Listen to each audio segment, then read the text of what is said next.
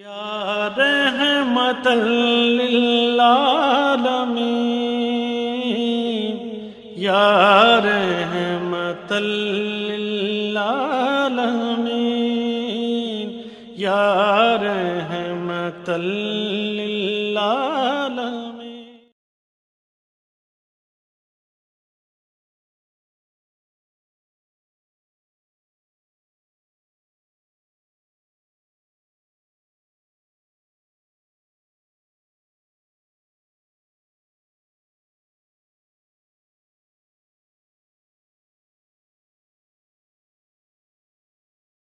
اللهم صل على محمد وعلى آل محمد كما صليت على إبراهيم وعلى آل إبراهيم إنك حميد مجيد. اللهم بارك على محمد وعلى آل محمد كما باركت على إبراهيم وعلى آل إبراهيم إنك حميد مجيد. نحمده ونصلي على رسوله الكريم. اما بعد اعوذ باللہ من الشیطان الرجیم. بسم اللہ الرحمن الرحیم. رب اشرح لي صدری ویسر لي امری واحلل عقدۃ من لسانی یفقہوا قولی.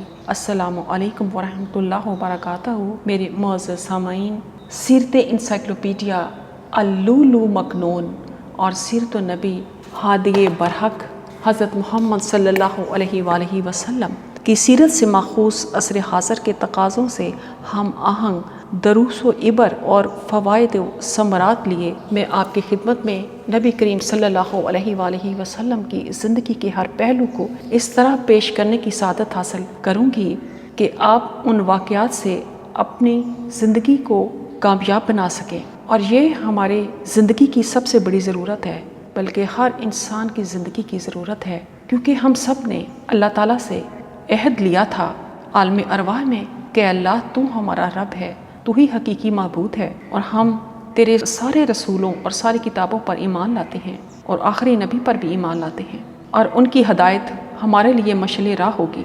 لیکن پھر شیطان، جس نے چیلنج کیا تھا خدا کی محبت اور انسان کی بے وفائی کو، اس نے انسان کو بہکا دیا اور ہم بے وفا ہو گئے. قدرت نے اپنی بے پناہ محبت کی وجہ سے انسان کو دنیا میں بھیجا کہ اپنی وفا کو ثابت کر کے آؤ.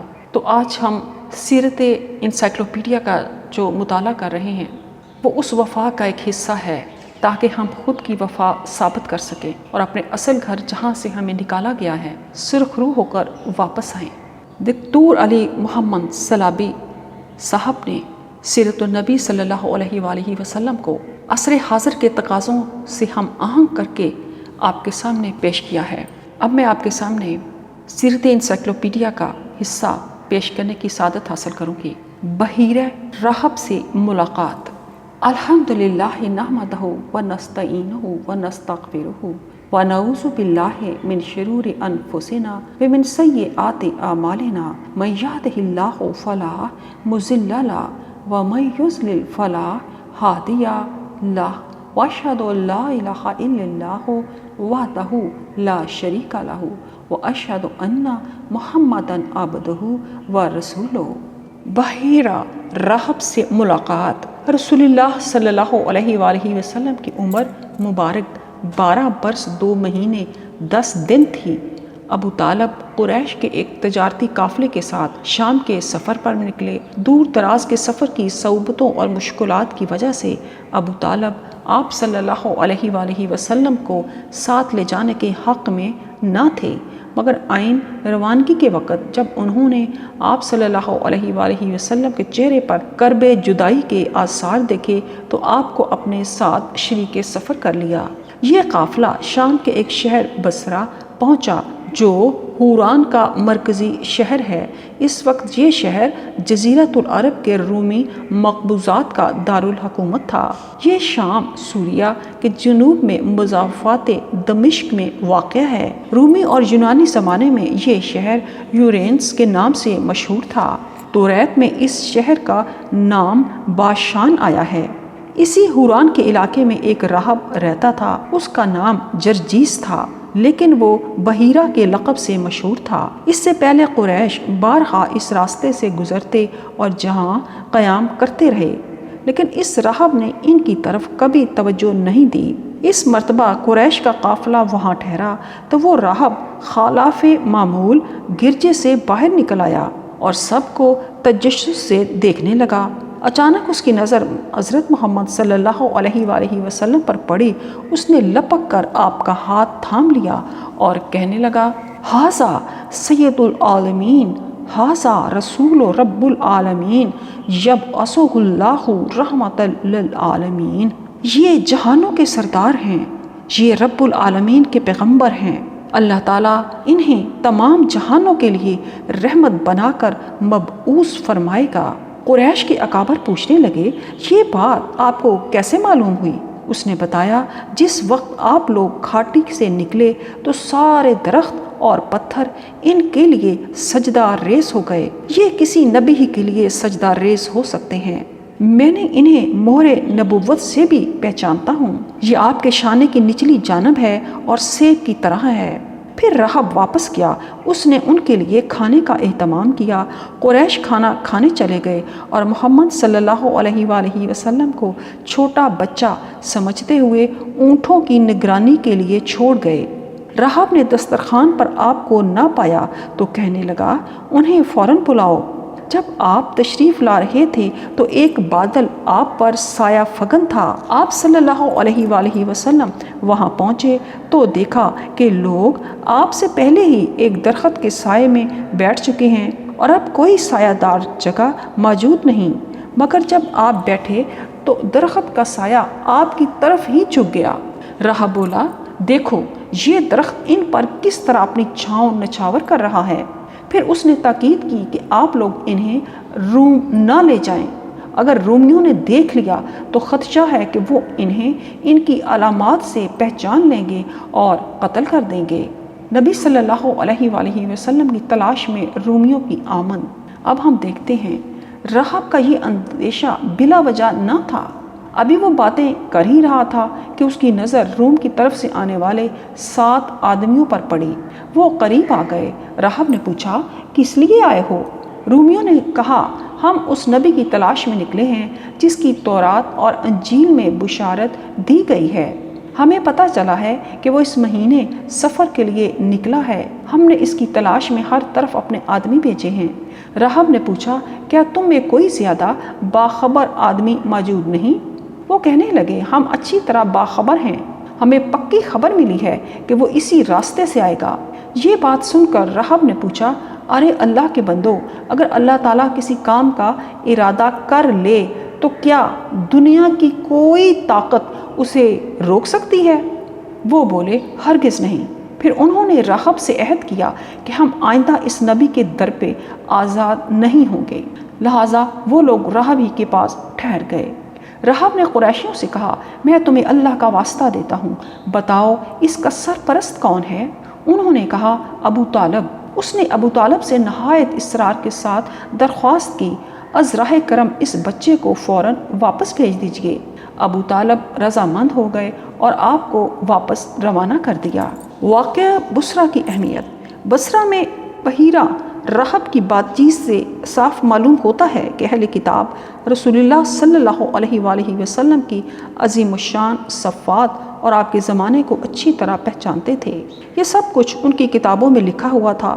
یہ واقعہ قرآن مجید کی اس آیت کی بھی تفسیر کرتا ہے جو یہودیوں کے بارے میں نازل ہوئی ہے، بسم اللہ الرحمن الرحیم، الذین آتیناہم الکتاب یعرفونہ کما یعرفون ابناءہم وان فریقا منہم لا یکتمون الحق وہم یعلمون۔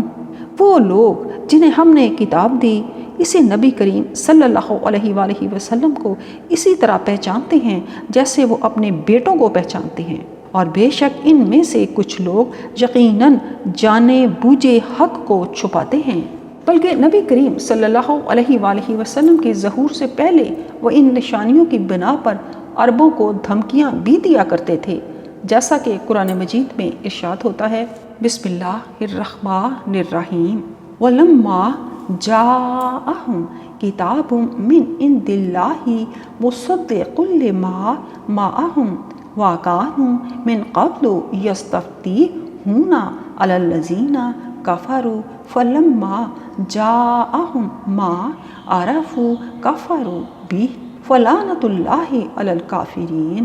اور جب ان اہل کتاب کے پاس اللہ کی طرف سے وہ کتاب قرآن آ گئی جو اس سابقہ کتاب کی تصدیق کرتی ہے جو ان کے پاس ہے، اور اس سے پہلے وہ ان لوگوں کے خلاف فتح مانگتے تھے جنہوں نے کفر کیا، پھر جب ان کے پاس وہ حق آ گیا جسے انہوں نے پہچان لیا تو انہوں نے اس کا انکار کر دیا، لہٰذا کافروں پر اللہ کی لعنت ہے۔ یہی بات حضرت سلیمان فارسی رضی اللہ تعالیٰ عنہ کے اسلام لانے کا باعث بنی تھی۔ انہوں نے یکے بعد دیگرے کئی عیسائی راہبوں اور یہودیوں عالموں سے تعلیم حاصل کی تھی اور ان سے نبی آخر الزمان صلی اللہ علیہ وآلہ وسلم کی صفات کے بارے میں خاصی معلومات حاصل کی تھیں۔ رومیوں مسیحیوں کی دشمنی کے اسباب کو ہم دیکھتے ہیں کہ یہ کیوں اتنے دشمن ہو گئے تھے۔ ہر استعماری قوت بہت سے موہوم خطروں اور وسوسوں میں مبتلا رہتی ہے۔ رومیوں نے بھی عربوں کے بہت سے علاقوں بالخصوص شام و اردن پر غاصبانہ قبضہ کر رکھا تھا۔ وہ شام کے غلے، پھلوں، دودھ اور شہد پر خوب عیش کر رہے تھے۔ انہیں خطرہ تھا کہ آنے والا نبی اور اس کے ساتھی ہمیں ان ثمر بار علاقوں سے محروم کر دیں گے۔ رومیوں کے یہ خدشات صحیح ثابت ہوئے اور غزوہ موتا اور تبوک کے بعد رسول اللہ صلی اللہ علیہ وآلہ وسلم کے صحابہ نے شام کے علاقے فتح کر لیے اور وہاں کے باشندوں کو جو عربوں ہی کے رشتہ دار تھے رومیوں کے ظلم و استحصال سے نجات دلائی۔ یہودیوں کی اسلام دشمنی کی وجہ۔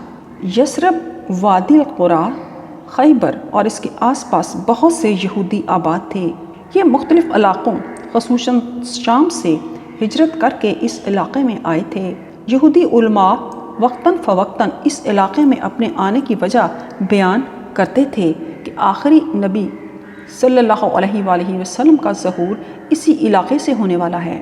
ان کی یہ بھی آرزو تھی کہ آنے والا نبی انہی میں سے ہو۔ وہ اس نبی کے شدت سے منتظر تھے اور اس کے ظہور کی صورت میں دوبارہ اپنے عروج کے خواب دیکھ رہے تھے، جیسا کہ بائبل میں آتا ہے۔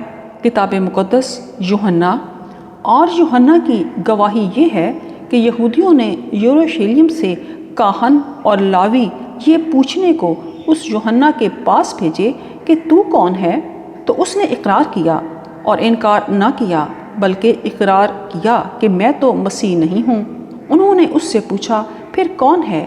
کیا تو ایلیا ہے؟ اس نے کہا میں نہیں ہوں۔ کیا تو وہ نبی ہے؟ اس نے جواب دیا کہ نہیں۔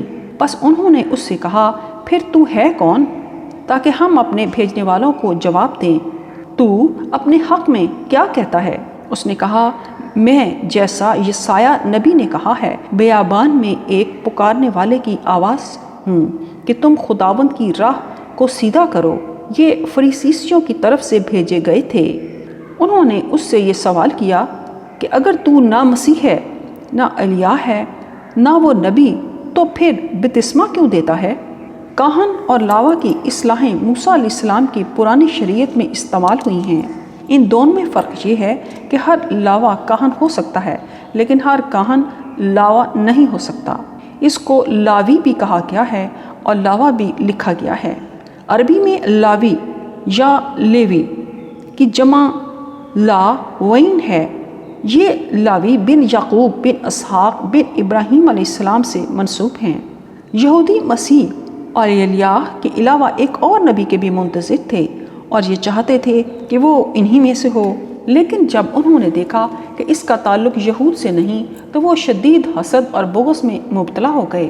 قرآن حکیم کا بیان ہے، بسم اللہ الرحمن الرحیم، ام یحسدون الناس علی ما آتاہم اللہ من فضلہ فقد آتینا آل ابراہیم الکتاب والحکمت وآتیناہم ملکا عظیما۔ یا وہ لوگوں سے اس بنا پر حسد کرتے ہیں جو اللہ نے انہیں اپنے فضل سے دیا ہے۔ ہم نے تو آل ابراہیم کو کتاب اور حکمت عطا فرمائی اور ہم نے انہیں بہت بڑی سلطنت عطا فرمائی۔ یہودیوں نے صدیوں سے دنیا میں انسانیت کش سودی نظام کا جال پھیلا رکھا ہے۔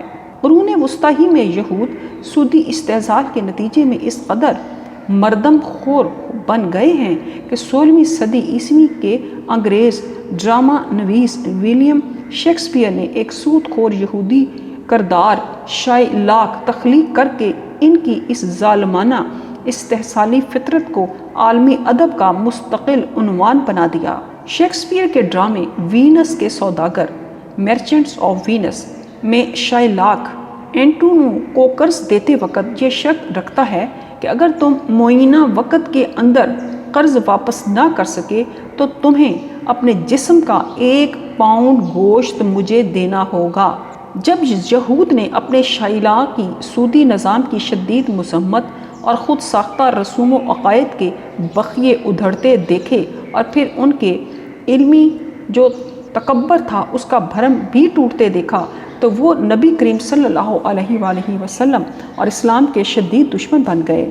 اللہ تعالیٰ کا فرمان ہے، بسم اللہ الرحمن الرحیم، لا تجدن اشد الناس عداوۃ للذین آمنوا اليہود والذین اشرکوا ولا تجدن اقربهم مودۃ للذین آمنوا الذین قالوا انا نصارى ذلك بأن منهم قسیسین ورہبانا وانہم لا یستکبرون۔